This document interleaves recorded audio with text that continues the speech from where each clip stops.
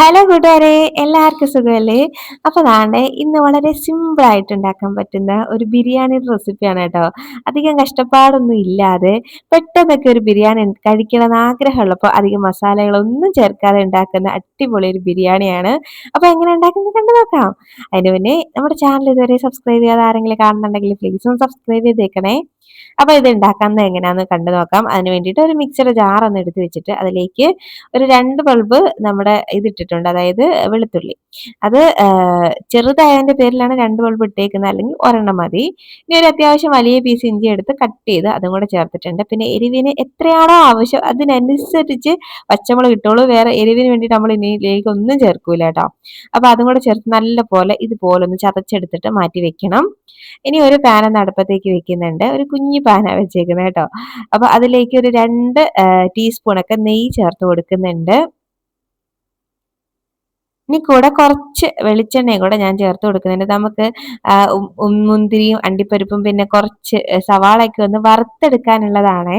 അപ്പൊ അതുകൊണ്ടാണ് ഇത്രയും എണ്ണ ചേർക്കുന്നത്. അപ്പം ഇനി ഇതിലേക്ക് ഞാൻ ആദ്യം കുറച്ച് മുന്തിരി അണ്ടിപ്പരിപ്പും കൂടെ ചേർത്ത് അങ്ങോട്ട് ഇട്ട് കൊടുക്കുക. രണ്ടും കൂടെ മിക്സ് ആയിട്ടാണ് കേട്ടോ എൻ്റെ കയ്യിൽ ഇരുന്നത്. അതുകൊണ്ട് ഞാൻ ഒരുമിച്ച് അങ്ങ് ഇട്ട് കൊടുക്കുകയാണ്. നിങ്ങളുടെ കയ്യിൽ സെപ്പറേറ്റ് സെപ്പറേറ്റ് ആണെങ്കിൽ ഓരോന്നോരോന്നായിട്ട് വറുത്തെടുത്താൽ മതി കേട്ടോ. അപ്പൊ ഇതുപോലെ ഒരുമിച്ച് തന്നെ അങ്ങോട്ട് ഇട്ട് കൊടുത്തിട്ട് ഞാൻ ഒന്ന് ജസ്റ്റ് ഒന്ന് മിക്സ് ആക്കി അതൊന്ന് വറുത്തെടുക്കുകയാണ്. അപ്പൊ ഇങ്ങനെ ഡീറ്റെയിൽ ആയിട്ട് കാണിക്കുന്നത് കൊണ്ട് ആരും എന്നെ കുറ്റം പറയാൻ നിൽക്കരുത് കേട്ടോ. ഈ ബിരിയാണിയൊക്കെ ഉണ്ടാക്കാൻ അറിയാത്ത ആൾക്കാരൊക്കെ ഉണ്ടാവൂലേ, അവർക്കൊരു ഉപകാരപ്പെട്ടോട്ടെ എന്ന് കരുതിയിട്ട് എല്ലാം ഇങ്ങനെ കാണിക്കുന്നതാണ് കേട്ടോ. അപ്പൊ ദാണ്ട് ഒന്നായിട്ടുണ്ട്. അപ്പൊ ഞാൻ ഒരുപാട് ഈ അണ്ടിപ്പരിപ്പ് ഒരുപാട് ഇങ്ങനെ ഇട്ട് മൊരിക്കാൻ എനിക്ക് ഇഷ്ടമല്ല. ഈ ഒരു പാകത്തിന് കഴിക്കാനാണ്. അപ്പൊ നിങ്ങളൊരു പാകത്തിനനുസരിച്ച് റോസ്റ്റ് ആക്കി എടുത്താൽ മതി. അപ്പൊ ഈ ഒരു പാകം ആകുമ്പോഴേക്കും ഞാൻ ഇതിലേക്ക് എടുത്ത് മാറ്റുന്നുണ്ട്. മറ്റൊരു പാത്രത്തിലോട്ട് വെക്കാം. ഇനി അതേ പാനിൽ തന്നെ ഞാൻ കുറച്ച് സ്ലൈസ് നല്ല തിന്നായിട്ട് അരിഞ്ഞ സവാളയാണ് കേട്ടോ ചേർത്ത് കൊടുക്കുന്നത്. ഇതത്ര തിന്നൊന്നും അല്ല, അരിഞ്ഞപ്പോ ഇച്ചിരി കനം കൂടിപ്പോയി. ശരിക്കും പറഞ്ഞാൽ തിന്നായിട്ടുള്ള സവാള അരിഞ്ഞ് ചേർക്കണം എന്നാണ്. അപ്പൊ നല്ലപോലെ ഈവനായിട്ട് എല്ലാ ഭാഗവും നല്ലപോലെ ഫ്രൈ ആയിട്ട് കിട്ടും. അപ്പം ഇങ്ങനെ ഒന്ന് വെച്ചിട്ട് ഞാൻ ഒന്ന് ഫ്രൈ ആക്കി ഇടയ്ക്കിടയ്ക്ക് ഇളക്കി ഇട്ട് കൊടുത്ത് ഒന്ന് ഫ്രൈ ആക്കി എടുക്കുന്നുണ്ട്. ഇപ്പൊ ദാണ്ട കണ്ടോ, ഈ ഒരു പാകത്തിന് വേണം നമുക്ക് എടുക്കാൻ. കുറച്ചും കൂടെ ആയിക്കഴിഞ്ഞാൽ ഇത് കരിഞ്ഞു പോവും. അപ്പൊ ഈ ഒരു പാകത്തിന് നമുക്ക് പാനിൽ നിന്ന് അതും അങ്ങോട്ട് കോരി മാറ്റി വെക്കാം.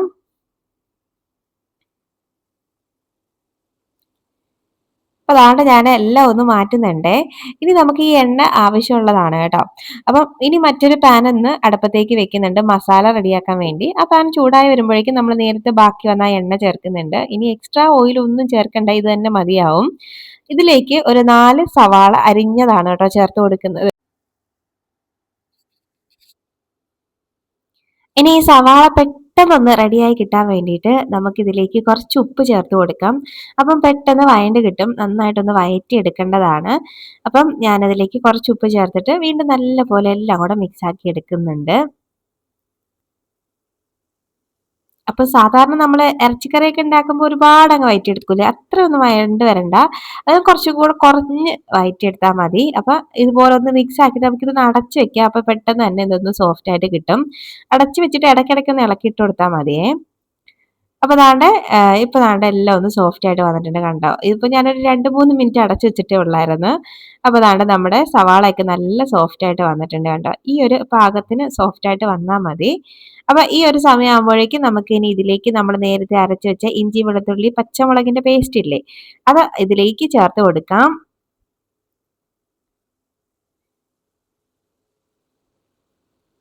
എല്ലാം കൂടെ ഇതുപോലെ കൈവച്ച് അതിൽ മിക്സിയുടെ ജാറിൽ പറ്റി പിടിച്ചിരിക്കുന്ന എല്ലാം ഞാൻ ഇട്ട് കൊടുക്കുന്നുണ്ട്. ഇനി നമുക്കിത് എല്ലാം കൂടെ ഒന്ന് വഴറ്റി കൊടുക്കാം. ഇഞ്ചി വെളുത്തുള്ളി ഇതൊക്കെ പച്ചമുളകൊക്കെ നല്ലപോലെ അങ്ങോട്ട് മാറട്ടെ. അപ്പൊ നന്നായിട്ട് അങ്ങോട്ട് വഴറ്റുക. നല്ലപോലെ അങ്ങോട്ട് വഴറ്റിയെടുക്കണേ. അപ്പൊ ദാണ്ടെ ഇഞ്ചി വെളുത്തുള്ളിന്റെ പച്ചമണമൊക്കെ ഒന്ന് മാറിയിട്ടുണ്ട്. ഇനി ഇതിലേക്ക് നമുക്ക് തക്കാളി ചേർത്ത് കൊടുക്കാം. എൻ്റെ കയ്യിൽ കുഞ്ഞു കുഞ്ഞു തക്കാളികളായിരുന്നു. അതുകൊണ്ട് ഞാനൊരു 4 തക്കാളി എടുത്തിട്ടുണ്ട്. അപ്പൊ നിങ്ങളുടെ കയ്യിൽ അത്യാവശ്യം വലിയ തക്കാളി ആണെങ്കിൽ, അത് നല്ല വലുതാണെങ്കിൽ ഒരു 2 ഒക്കെ മതിയാവും. കുഞ്ഞു തക്കാളി ആയതുകൊണ്ട് ഞാൻ 4 ആണ് കേട്ടോ എടുത്തേക്കുന്നത്. അപ്പൊ തക്കാളി നല്ലപോലെ സോഫ്റ്റ് ആയിട്ട് വരണം. അപ്പം അതിന് വേണ്ടിയിട്ട് നമുക്ക് ഇതുപോലെ മിക്സ് ആക്കിയിട്ട് നേരത്തെ സവാള എങ്ങനെയാണോ സോഫ്റ്റ് ആക്കി എടുത്ത് അതുപോലെ അടച്ചു വെച്ചിട്ട് ഇതും ഒന്ന് വേവിച്ചെടുക്കാം. അപ്പൊ ഇങ്ങനെ വയറ്റിക്കൊണ്ട് നിൽക്കുന്ന ആ ഒരു കഷ്ടപ്പാട് ഒഴിവാകും. പെട്ടെന്ന് തന്നെ ഒന്ന് റെഡി ആയിട്ട് കിട്ടുകയും ചെയ്യും കേട്ടോ. അപ്പൊ ഞാൻ ഇതൊന്ന് അടച്ചു വെക്കുന്നുണ്ട്. അടച്ചു വെച്ചിട്ട് നമുക്ക് ഒരു 2-3 മിനിറ്റ് ഒന്ന് കുക്ക് ചെയ്തെടുത്താൽ മതി. ഇപ്പൊ ദാണ്ടെ നമ്മുടെ സവാള തക്കാളിയും ഇവിടെ റെഡി ആയിട്ട് വന്നിട്ടുണ്ട് കേട്ടോ. നല്ലപോലെ സോഫ്റ്റ് ആയിട്ട് വന്നിട്ടുണ്ട്. അപ്പൊ ഇതുപോലെയാണ് കേട്ടോ ഒന്ന് വേവിച്ചെടുക്കേണ്ടത്. അപ്പൊ നമുക്ക് ഇനി ഇത്രയേ ഉള്ളൂ. ഇനി നമുക്ക് ഇതിലേക്ക് കുറച്ച് പൊടികൾ, അതായത് ഒരുപാടൊന്നും ഇല്ല, വളരെ കുറഞ്ഞ പൊടികൾ ചേർത്തിട്ടാണ് ഈ ഒരു ബിരിയാണി ഉണ്ടാക്കുന്നത്. അപ്പം ഇതിലേക്ക് ഒരു 1/2 ടീസ്പൂണൊക്കെ നമ്മുടെ മഞ്ഞൾപ്പൊടി ഉണ്ടല്ലോ അത് ചേർത്ത് കൊടുക്കുന്നുണ്ട് ഫസ്റ്റ്. ഇനി ഇതിലേക്ക് ഒരു 1.5 ടേബിൾ സ്പൂണോളം നമ്മുടെ ഗരം മസാലയാണ് കേട്ടോ. വേറെ ഒരു പൊടികളും ഈ ബിരിയാണിയിലേക്ക് യൂസ് ചെയ്യരുത്. അപ്പൊ ഇതിന്റെ ഒരു തനതായ ടേസ്റ്റ് നഷ്ടപ്പെടും.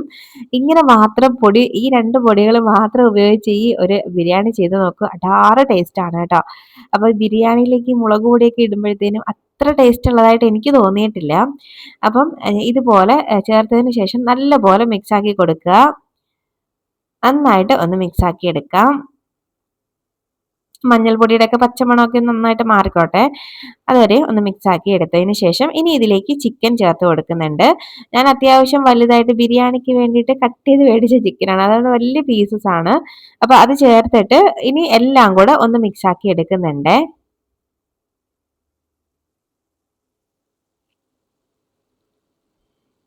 അപ്പൊ ഇതുപോലെ എല്ലാം കൂടെ നന്നായിട്ട് മിക്സ് ആക്കി കൊടുക്കണം.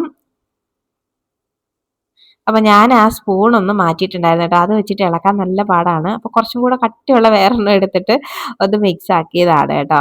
അപ്പൊ ദാണ്ടെ ഇതുപോലെ നല്ലപോലെ മിക്സ് ആക്കി എടുത്തിട്ട് ഇതിലേക്ക് ഈ മസാലയിലേക്ക് വേണ്ടി കുറച്ച് ഉപ്പ് ചേർത്ത് കൊടുക്കുന്നുണ്ട്. അപ്പൊ നോക്കിയിട്ട് ചേർത്താൽ മതി. നമ്മൾ സവാള വഴറ്റിയപ്പോഴൊക്കെ കുറച്ച് ഉപ്പ് ചേർത്തതാണ്. അപ്പം അതിനനുസരിച്ച് ചേർത്താൽ മതിയേ. അപ്പൊ ഇനി ഒന്നും കൂടെ മിക്സ് ആക്കി കൊടുക്കാം. ഇപ്പോഴാണ് കേട്ടോ ഞാൻ ശരിക്കും ഒരു കാര്യം മറന്നുപോയതാണല്ലോ എന്ന് ഓർത്തത്. ഇതിലേക്ക് കുറച്ച് തൈര് ചേർക്കണമായിരുന്നു കേട്ടോ. അപ്പൊ അത് ആ മസാല വഴറ്റുന്ന സമയത്ത് തന്നെ ചേർക്കേണ്ടതായിരുന്നു. അന്നേരം മറന്നുപോയത് കൊണ്ട് ഞാൻ ഇപ്പം ചേർക്കാണ്. ഒരുപാട് പുളിയുള്ള തൈരൊന്നും ചേർക്കരുത് കേട്ടോ. ഇത്തിരി പുളി കുറഞ്ഞ തൈര് നോക്കി ഒരു 1/4 കപ്പോ ഒക്കെ ചേർത്താൽ മതി. ചേർത്തിട്ട് കുറച്ച് മല്ലിയിലയും കൂടെ ഞാൻ ചേർക്കുന്നുണ്ട്. അപ്പൊ മല്ലിയിലയുടെ ഫ്ലേവർ ഇഷ്ടമാണെങ്കിൽ മാത്രം ചേർത്താൽ മതി അതും.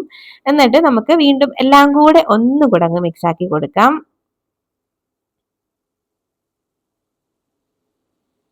അപ്പൊ നന്നായിട്ട് ഒന്ന് മിക്സ് ആക്കി. ഇത്രേ ഉള്ളൂ മസാലേന്റെ പരിപാടികൾ. അപ്പൊ നമുക്കിനി ഇതൊന്ന് അടച്ചുവെച്ചിട്ടൊന്ന് കുക്ക് ചെയ്തെടുത്താൽ മാത്രം മതി. നല്ലപോലെ മിക്സ് ആക്കി എടുത്തിട്ട് നമുക്കിതൊന്ന് അടച്ചു വെക്കാം. അവിടെ ഇരുന്ന് കുക്കായി വരട്ടെ. വെള്ളമൊക്കെ തനിയെ ഇതിന്ന് ഇറങ്ങി വരാൻ തുടങ്ങും കേട്ടോ. അപ്പൊ നമുക്ക് അടച്ചു വെക്കാം. അപ്പൊ ഈ ഒരു സമയം കൊണ്ട് മറ്റൊരു അടുപ്പിലേക്ക് നമുക്ക് നമ്മുടെ റൈസും കൂടെ വേവിച്ചെടുക്കാവേ. അപ്പൊ റൈസിന് വേണ്ടി ഞാൻ അത്യാവശ്യം വലിയൊരു പാത്രം എടുത്തിട്ടുണ്ട്. കാര്യം അതിലേക്ക് തന്നെ നമുക്ക് ദമ്മിടാനും കൂടെ ഉള്ളതാണ്. അപ്പൊ അത്യാവശ്യം വലിയൊരു പാൻ തന്നെ എടുത്ത് വെക്കണേ. ഇനി അതിലേക്ക് ഒരു 2-3 ടീസ്പൂണോളം നെയ്യ് ചേർത്ത് കൊടുത്തിട്ടുണ്ട്. ഇനി അതിലേക്ക് ഒരു ബേ ലീഫ് ചേർത്ത് കൊടുക്കുന്നുണ്ട്. 2 കഷ്ണം പട്ട ചേർത്ത് കൊടുക്കുന്നുണ്ട്. ഒരു 3-4 കഷ്ണം ഏലക്കയും 2-3 കഷ്ണം ഗ്രാമ്പൂവും ചേർത്ത് കൊടുക്കുന്നുണ്ട്. ഇനി ജസ്റ്റ് ഒന്ന് റോസ്റ്റ് ആക്കി എടുക്കാം ഇത്.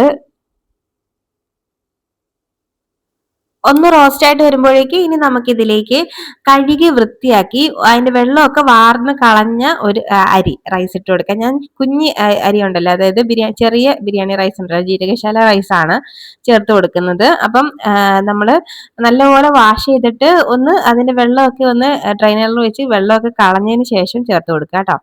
എന്നിട്ട് ഇതിലേക്ക് ഇട്ടിട്ട് നല്ലപോലെ ഒന്നങ്ങ് ഇതുപോലെ മിക്സ് ആക്കി എടുക്കണം. നല്ലപോലെ മിക്സ് ആക്കി എടുക്കണം. ഇങ്ങനെ ഒന്ന് വറുത്തിട്ട് അരി ഒന്ന് വറുത്തിട്ട് ചെയ്യുമ്പോഴേക്കും നല്ല ടേസ്റ്റ് ആണ് കേട്ടോ. അപ്പൊ ഇത്രയും ഒന്ന് വറുത്തെടുത്താൽ മതി. ഇനി നമുക്ക് ഇതിലേക്ക് ആവശ്യത്തിനുള്ള വെള്ളം ചേർത്ത് കൊടുക്കാം. വെള്ളം ചേർക്കുമ്പോൾ 1 കപ്പ് അരിക്ക് 1.5 കപ്പ് എന്നുള്ള കണക്കിലാണ് കേട്ടോ വെള്ളം ചേർത്ത് കൊടുക്കേണ്ടത്. അപ്പം അങ്ങനെ ഞാൻ ആവശ്യത്തിനുള്ള വെള്ളം ചേർത്ത് കൊടുത്തിട്ടുണ്ട്. ഇനി നമുക്ക് ആവശ്യത്തിനുള്ള ഉപ്പും കൂടെ ചേർക്കണം. അപ്പൊ ഉപ്പ് ചേർക്കുമ്പോൾ കുറച്ച് മുന്നോട്ട് നിൽക്കുന്ന രീതിയിൽ ചേർക്കണം, എങ്കിലേ കറക്റ്റ് ആയിട്ട് റൈസിനകത്ത് ഉപ്പ് പിടിക്കുള്ളൂ. അപ്പൊ അതും കൂടെ ചേർത്തിട്ട് വീണ്ടും നല്ലപോലെ മിക്സ് ആക്കുക. ഉപ്പ് വീണ്ടും ഒന്ന് ചെക്ക് ചെയ്യണേ, കാര്യം ഉപ്പ് കറക്റ്റ് അല്ലെങ്കിൽ പിന്നെ പണി കിട്ടും. അപ്പം വീണ്ടും ആവശ്യത്തിന് ഇത്തിരി ഉപ്പ് കൂടെ ചേർത്തായിരുന്നു. ഉപ്പ് കുറവാന്ന് തോന്നിയിട്ട് വീണ്ടും ഒന്നും കൂടെ മിക്സ് ആക്കി. ഇനി നമുക്ക് അടച്ചു വെക്കാം. നല്ലപോലെ തിളയ്ക്കുന്ന ഒരു ഹൈ ഫ്ലെയിമിൽ ഇട്ടിട്ട് ഒന്ന് തിളച്ച് കഴിയുമ്പോഴേക്കും ഒരു മീഡിയം ഫ്ലെയിമിലോട്ട് വെച്ചിട്ട് വേവിച്ചെടുത്താൽ മതി. കണ്ടോ നമ്മുടെ ചിക്കനകത്തുനിന്ന് വെള്ളമൊക്കെ ഇറങ്ങി വന്നേക്കുന്നത് കണ്ടോ? ഇത്രയും വെള്ളം ഇറങ്ങി വന്നിട്ടുണ്ട് കണ്ടോ. അപ്പൊ നമുക്ക് ഇനിയും കുക്കാവാനുണ്ട്. ജസ്റ്റ് ഒന്ന് ഇളക്കിയിട്ട് കൊടുത്താൽ മതി. എന്നിട്ട് വീണ്ടും ഒന്നും കൂടെ അടച്ചു വെച്ചിട്ട് വേവിക്കാം. രണ്ടും കൂടെ ഒരുമിച്ചിരുന്ന് വെന്ത് വരട്ടെ. അപ്പൊ ഞാനിത് വീണ്ടും അടച്ചു വെക്കുകയാണ്, കുറച്ചും കൂടെ വേവാനുണ്ട്. താണ്ടെ നമ്മുടെ റൈസ് ഇവിടെ റെഡി ആയിട്ടുണ്ട്. 10 മിനിറ്റ് ആയപ്പോഴേക്കും വെന്ത് കിട്ടി ട്ടോ. അപ്പൊ താണ്ടെ വെള്ളമൊക്കെ ഒന്ന് വറ്റി സെറ്റ് ആയിട്ട് വെന്ത് വന്നിട്ടുണ്ട് കേട്ടോ. ഇതുപോലെ വെന്ത് വന്നിട്ടുണ്ട്. അപ്പൊ നമുക്ക് ഇതങ്ങോട്ട് അടച്ചു വെക്കാം. അങ്ങനെ തന്നെ ഇരിക്കട്ടെ. ഇനി നമ്മുടെ ചിക്കന്റെ അവസ്ഥ എന്താന്ന് നോക്കിയാലോ. അവിടെ ചിക്കനും നല്ലപോലെ റെഡി ആയിട്ട് വന്നിട്ടുണ്ട്. നന്നായിട്ട് വെന്ത് വന്നിട്ടുണ്ട്. ഒരല്പം വെള്ളം ഗ്രേവി അതിനകത്തുണ്ട്. അത് അങ്ങനെ തന്നെ ഇരുന്നോട്ടെ കേട്ടോ. ഇനി വറ്റിക്കാൻ നിൽക്കണ്ട. ഈ ഗ്രേവി ഇങ്ങനെ തന്നെ ഇരിക്കുമ്പോൾ ദം ഇടുമ്പോഴത്തേന് നല്ല ടേസ്റ്റ് ആണ് കേട്ടോ. അപ്പൊ ഇങ്ങനെ തന്നെ ഇരുന്നോട്ടെ. ഇനി നമുക്ക് ദം ഇടാൻ തുടങ്ങാം. അപ്പം ഇതുപോലെ റൈസിനകത്തുനിന്ന് കുറച്ച് റൈസ് ഞാൻ എടുത്ത് മാറ്റുന്നുണ്ട്. മറ്റൊരു പാത്രത്തിലോട്ട് നമുക്ക് എടുത്ത് മാറ്റി വെക്കാം. കുറച്ച് മാത്രം എടുത്ത് മാറ്റി വെക്കുന്നുണ്ട്.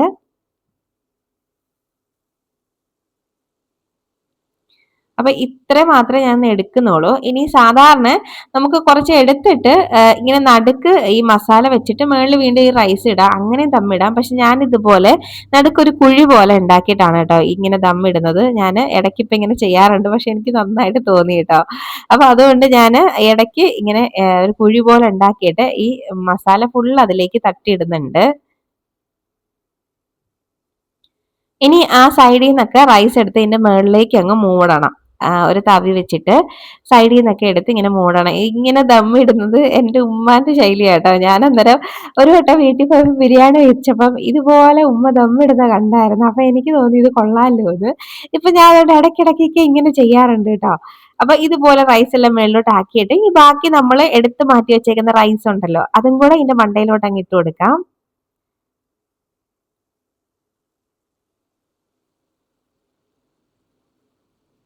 ഇനി വീണ്ടും എല്ലാ ഭാഗത്തേക്കും ഇതുപോലെ ഒന്ന് നിരത്തി ഒന്ന് വെച്ച് കൊടുക്കുന്നുണ്ട്. ഇതുപോലെ ഒന്ന് നല്ലപോലെ സെറ്റാക്കാം. സെറ്റ് ആക്കിയിട്ടുണ്ട് ഞാൻ. ഇനി നമുക്ക് ഇതിന്റെ മുകളിലേക്ക് കുറച്ച് ഐറ്റംസ് ഒക്കെ ഒന്ന് ഇട്ട് കൊടുക്കാനുണ്ട്. ഫസ്റ്റ് കുറച്ച് നെയ്യാണ് കേട്ടോ ഞാനൊന്ന് ഒന്ന് ഒഴിച്ചു കൊടുക്കുന്നത്. കുറച്ച് നെയ്യ് ചേർത്ത് കൊടുത്തിട്ടുണ്ട്. ഇനി ഇതിലേക്ക് ചേർത്ത് കൊടുക്കുന്ന കുറച്ച് ഗരം മസാല എടുത്ത് ഒന്ന് ഇതുപോലെ ഒന്ന് വിതറി എല്ലായിടത്തേക്കും ഒന്ന് ഇട്ട് കൊടുക്കാം. ഇനി നമുക്ക് ഇതിലേക്ക് നമ്മൾ ഫ്രൈ ആക്കി വെച്ചേക്കുന്ന അണ്ടിപ്പരിപ്പ്, മുന്തിരി എല്ലാം അങ്ങോട്ട് ഇട്ട് കൊടുക്കാം. ഞാൻ എളുപ്പത്തിൽ നമ്മുടെ വീട്ടിലുണ്ടാക്കുന്ന ഒരു ബിരിയാണിയാണ് കേട്ടോ കാണിക്കുന്നത്. അപ്പോൾ ദാണ്ടെ ഇതുപോലെ എല്ലാം ഒന്ന് ഇട്ട് കൊടുക്കുന്നുണ്ട്. ഇനി നമുക്ക് ഫ്രൈ ആക്കി വെച്ചേക്കുന്ന നമ്മുടെ ഓണിയൻ ഉണ്ടല്ലോ, അതായത് നമ്മൾ വറുത്തെടുത്ത് വെച്ച നമ്മുടെ ഉള്ളി, അതും കൂടെ ഇതിലേക്ക് ചേർത്ത് കൊടുക്കാം. സവാളയും കൂടെ ചേർത്ത് കൊടുക്കുന്നുണ്ട്. വേണമെങ്കിൽ ഇതിന്റെ മുകളിൽ കുറച്ച് മല്ലിയിലയും കൂടെ ഇട്ട് കൊടുക്കാം. ഞാനിപ്പോൾ അങ്ങനെ ചെയ്യുന്നില്ല കേട്ടോ. ഇത് മാത്രം ചെയ്തിട്ട് ഇനി നമുക്കിതൊന്ന് അടച്ചു വെക്കാം. ഒരു 15 മിനിറ്റിൽ നല്ല തീ കുറച്ച് വെച്ചിട്ട് ഒന്ന് ദമ്മ് ചെയ്യണം. അത് അവിടെ നിന്ന് ഇതായി വരട്ടെ. അപ്പൊ ഇതിനകത്തൊരു ചെറിയ ഹോള് ഉണ്ട് അടപ്പിൽ, അതൊന്ന് അടച്ചു വെക്കണം കേട്ടോ. അപ്പൊ എൻ്റെ കയ്യിൽ ഒട്ടിച്ച് വെക്കാൻ വേറെ സാധനങ്ങളൊന്നും ഇല്ലാത്തത് കൊണ്ട് ഞാനൊരു ചെറിയൊരു പാത്രം എടുത്ത് ഇങ്ങനെ അടച്ചു വെക്കുകയാണ് കേട്ടോ. അപ്പൊ ഇത് അവിടെ ഇരിക്കട്ടെ. അതാണ്ട് ഒരു 15 മിനിറ്റ് ഒക്കെ കഴിഞ്ഞിട്ടുണ്ട്. നമ്മുടെ ബിരിയാണി ഇവിടെ സെറ്റ് ആയിട്ട് വന്നിട്ടുണ്ട്. നല്ലൊരു മണമൊക്കെയാണ് ഇത് അങ്ങോട്ട് തുറക്കുമ്പോഴേക്ക് വരുന്നത് കേട്ടോ. അപ്പൊ ഇനി നമുക്ക് ചെറുതായിട്ട് ഇതൊന്ന് മിക്സ് ആക്കി കൊടുക്കാം. നിങ്ങൾ കഴിക്കാൻ എടുക്കുന്ന സമയത്തൊന്ന് മിക്സ് ആക്കിയാൽ മതി കേട്ടോ. ഞാനിപ്പോൾ വീഡിയോ എടുക്കുന്നത് കൊണ്ടാണ് ചെറുതായിട്ടൊന്ന് മിക്സ് ആക്കി കാണിക്കുന്നത്. അപ്പം ഈ പാത്രത്തിൽ മിക്സ് ആക്കാൻ നല്ല ബുദ്ധിമുട്ടുണ്ടായിരുന്നു കേട്ടോ. ഇങ്ങനെ കളയുമോ എന്നുള്ള ടെൻഷൻ. കാര്യം ഇത് നിറയെ ഉണ്ടല്ലോ ബിരിയാണി.